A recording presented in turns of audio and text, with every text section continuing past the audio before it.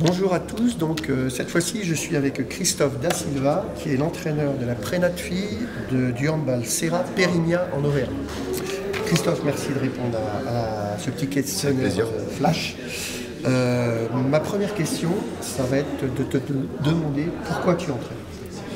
Pourquoi j'entraîne Tout simplement parce que ça a été un concours de circonstances. J'ai eu envie de donner un peu ce qu'on m'avait donné, de rétribuer un peu cette partie de formation à laquelle moi j'avais eu le droit. Donc je viens de la région parisienne et puis j'ai débarqué un jour en Auvergne. Et voilà, j'ai eu envie de m'investir dans ce club-là. J'y suis maintenant depuis 12 ans et du coup j'ai eu envie de donner un peu de mon temps aux autres. C'était bénévole au début, puis je suis devenu salarié et pro de l'activité.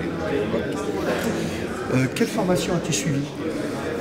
Pratiquement tout le cursus. J'ai commencé au niveau départemental avec la formation animateur et puis aujourd'hui interrégional adulte.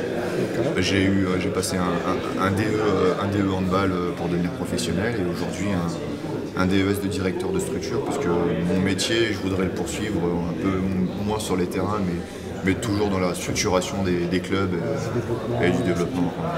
Oui, donc effectivement, ça va plaire à la Fédé, puisque là, on a vraiment un parcours presque parfait. Ton objectif principal d'entraîneur? C'est déjà de donner envie, alors pour la partie jeune, donner envie aux jeunes de faire du handball, ça c'était super important, mais de leur montrer que, surtout dans notre petite région, entre guillemets, on peut quand même réussir et avec des petits moyens, si on s'en donne l'envie et les moyens, on arrive et donc voilà, c'est déjà mon premier objectif. Et puis après sur les adultes, c'est pareil, c'est leur donner envie de continuer, d'explorer des choses qu'elles n'auraient peut-être pas pensé et d'aller jouer là où on ne nous attend pas forcément. D'accord. Comment prépares-tu tes entraînements? Je pense un peu comme tout le monde. On a eu beaucoup de réponses. Alors déjà j'ai un projet d'équipe dans lequel je sais un peu ce que je veux faire et où je veux aller sur une saison globalement, ou un projet de formation quand il s'agit des jeunes. Et donc à partir de là, j'ai établi une planification sur l'année et je sais ce que je veux travailler quand je veux le travailler. Après, il ne reste plus qu'à aller ou piocher dans mes idées à moi ou dans les idées des autres, parce qu'on n'invente pas toujours les choses.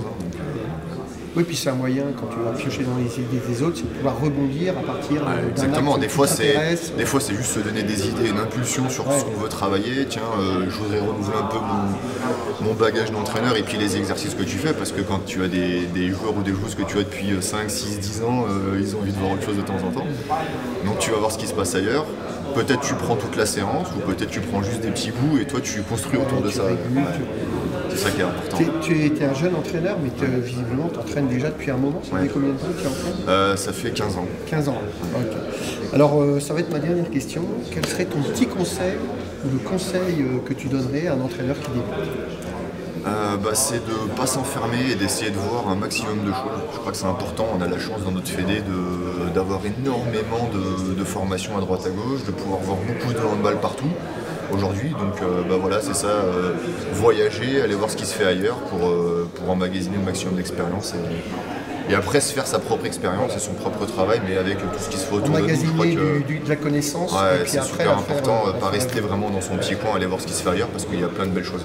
D'accord. Mais écoute, Christophe, je te remercie de nous avoir consacré ce temps pour l'interview.